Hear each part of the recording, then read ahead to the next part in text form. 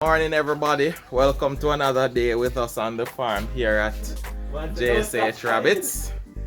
Why today is a slow day but still a work day nonetheless. We're going to talk about how this COVID-19 is affecting us as rabbit farmers, so stay tuned.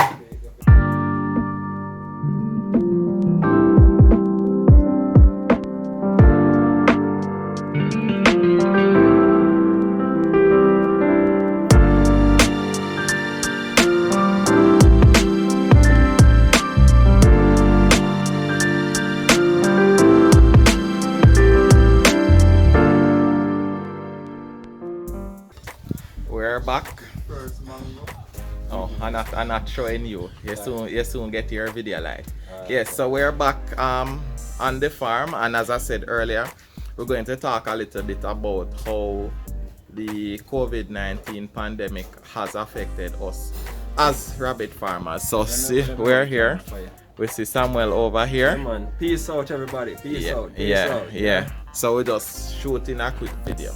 Alright, so obviously one of the methods that is used to combat the pandemic or the disease is, of course, social distancing and restricting movement. So one of the methods that the Jamaican government has used is basically ban on social gatherings.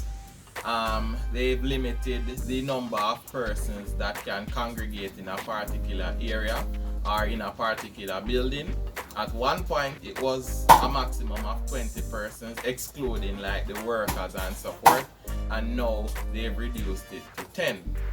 What they've also done is they've implemented a curfew, a nightly curfew, and it starts typically at 8 o'clock and ends at 5 in the morning, 6 in the morning. And with the Easter holiday now, they've made some adjustments to that. So the curfew starts earlier and ends earlier, right? That's all? Yeah, but guess what now?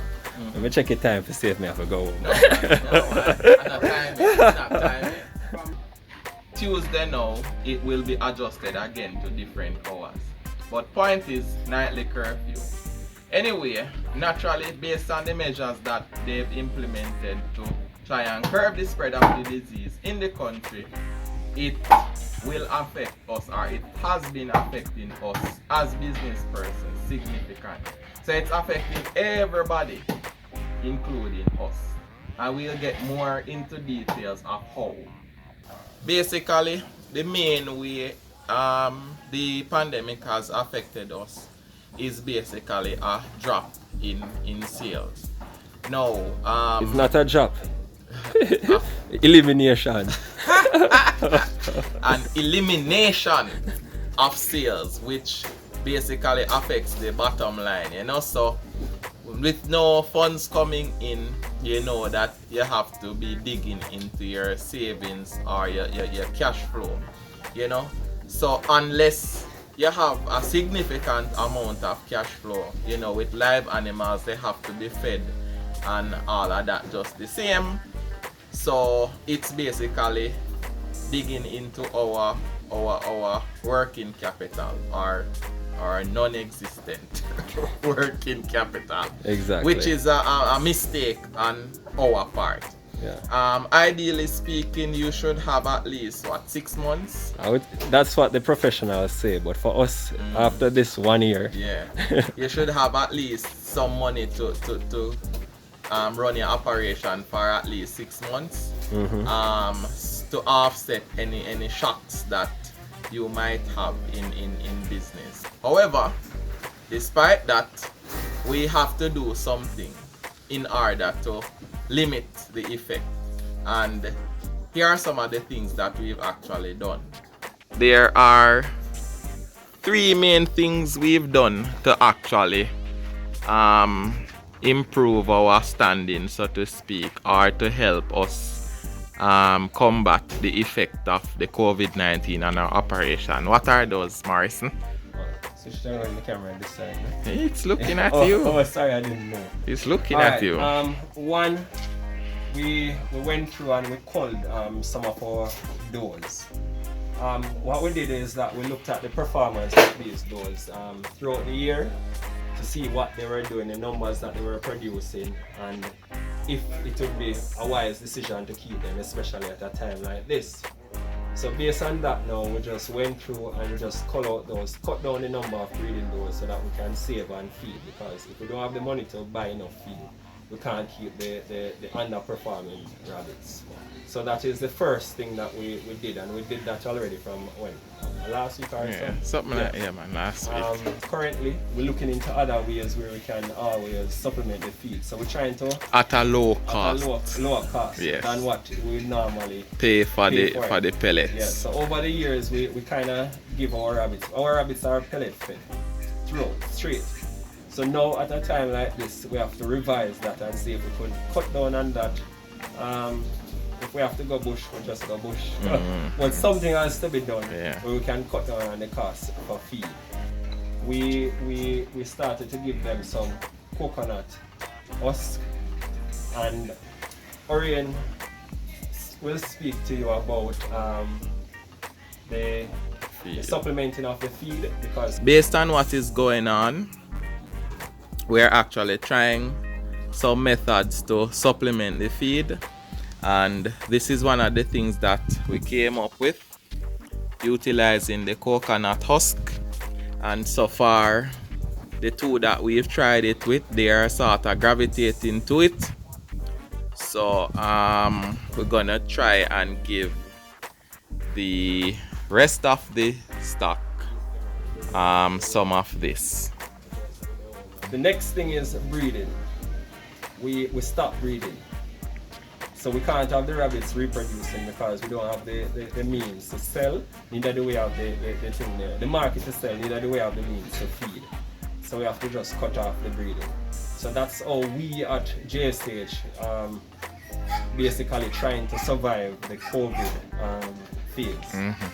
Alright, so another thing that we've also been doing is to basically butcher the weaners.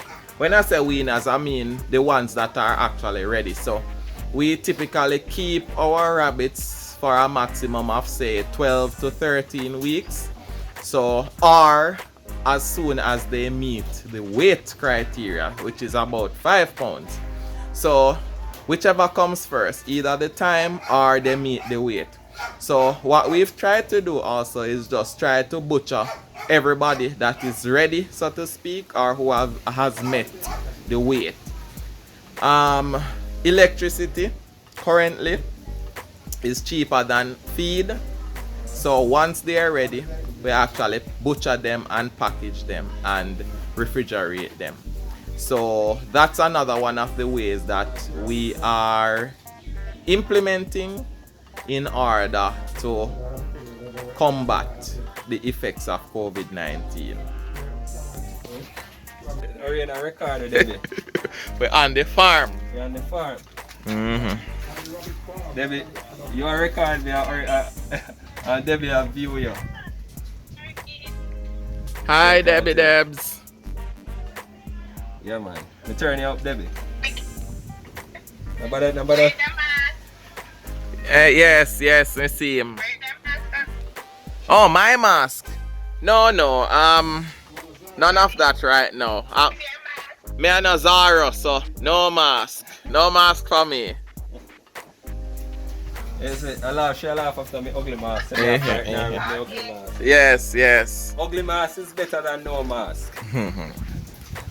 So, you see, despite the fact that we're having challenges with, the bottom line, working capital and feeding the rabbits, we see this as an opportunity nonetheless, a somewhat well needed break.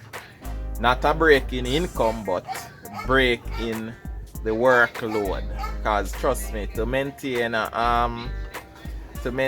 a commercial rabbitry is not easy. It takes a lot of time and effort. you know, we have been growing the rabbits and the market has been increasing. And you know, we plan and strategize, but sometimes there are gaps. And you know, one of the things we missed is that we plan, but we didn't necessarily plan the best for growth. So based on the demand, you know, the demand has been increasing, and you know, I guess we didn't foresee it as best as we should, sorry. So it sort of put us on the back foot, meaning that, you know, we've always had a challenge supplying the demand. But now, based on the fact that things have slowed down a little bit, it has given us the opportunity to kind of hit the reset button, and it will allow us to catch up.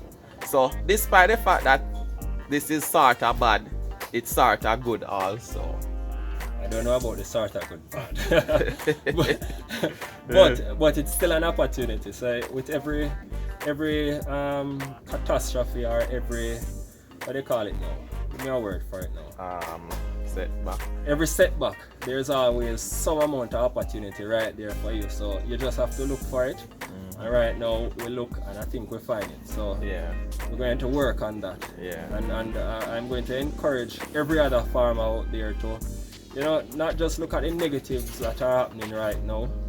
Look for your little opportunity in this time here and see if you can capitalize on something.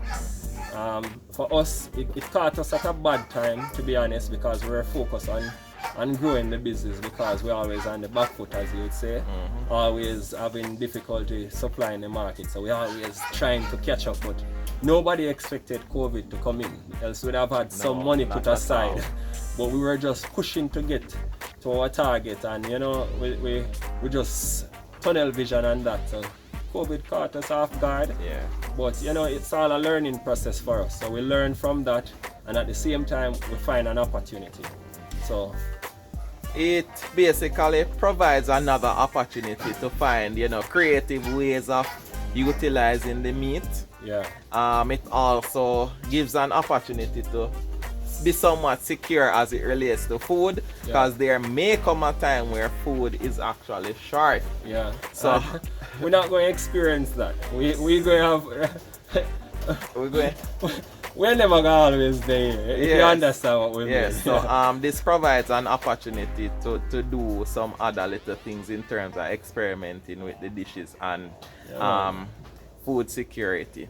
So, you know, basically, based on what is happening, you know, we're weathering the storm just this year. Yeah, indeed. Right? Indeed. So, that's it from us here at JSH Rabbits. My hand is getting tired. I'm trembling like leaves. Yes, so don't forget to like, to share, subscribe to the channel, and of course, see you in the next one. Peace.